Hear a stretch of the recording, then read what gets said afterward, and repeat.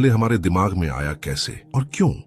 असल में जब इंसान जानवरों से होश संभाल चुके थे, जो कि आज से लाखों साल पहले की बात है, तब हम इंसान बस इतना जानते थे कि बस खाना खोजना है, खाना है और सिर्फ सो जाना है।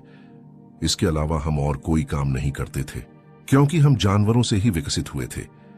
जैसे आज के सभी जानवर भी खाना खोजते हैं, खाते हैं और बस सो जाते हैं। हमारा भी पहले सिर्फ यही काम हुआ करता था, लेकिन जैसे ही हमें आग के बारे में पता चला, तो यहीं से हमारे अस्तित्व में बदलाव आया। पहले तो हम आग से डरते थे, क्योंकि हम जानवरों से ही विकसित हुए थे। लेकिन फिर भी एक दिन अनजाने में किसी इंसान ने कच्चे मांस को आग के ऊपर किया, और जब उसने उस मांस को खाकर देखा, तो उसे चबाने में कोई ऊर्जा खर्च करने की आवश्यकता नहीं हुई।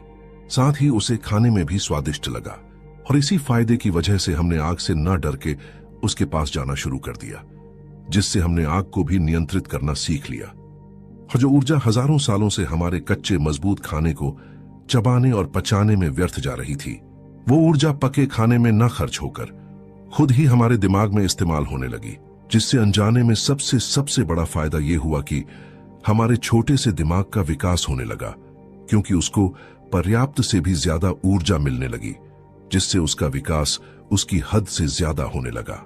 और अगर हम कच्चा खाना ही खाते रहते, तो हमारी बॉडी का विकास तो होता रहता, लेकिन हमारे दिमाग का नहीं। लेकिन क्योंकि पका खाना खाने के बाद बॉडी में बची ऊर्जा दिमाग खुद ही इस्तेमाल करने लगा, और दिमाग तेजी से विकसित होने लगा, तो हमने अच्छे से सोचना समझना शुरू कर दिया। जैसे कुछ समय बाद वहां ऊपर कुछ चमकने लगता है। हालांकि तब हमने बोलना नहीं सीखा था, और ना ही उनको आज हम जो बोलते हैं वो बोला करते थे। बस हम तब सिर्फ देखा करते थे। मतलब हमारा दिमाग कुछ अलग और चमकदार देखकर आकर्षित होने लगा था, और सारा ध्यान वहीं लगा देता था, जिससे ऊपर की तरफ हमारी क्यूरियोसिटी ज्यादा होने लगी। लेकिन कभी कभी ऊपर से पानी गिरना और कुछ डरावनी आवाजें भी आया करती थी, जिससे हमें ऐसा भी लगने लगा कि ऊपर जरूर कोई है जो हमारे साथ ऐसा कर रहा है। और जैसे जैसे समय बीता, हमारा दिमाग और विकसित हो गया, जिससे हमने चीजों को समझकर उनके लिए अलग अलग आवाजें निकालना शुरू कर दिया, उसी मुंह से जिसका काम सिर्फ खाना पेट तक ले जाना था।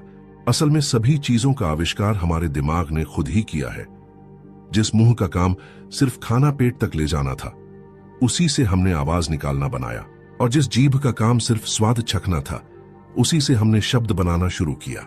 और समय बीतने के साथ हमने हर चीज के लिए एक अलग शब्द बनाना शुरू कर दिया, यानी कि उनका नाम रखना शुरू कर दिया, ताकि दूसरे को यह पता चल सके कि किस चीज की बात की जा रही है।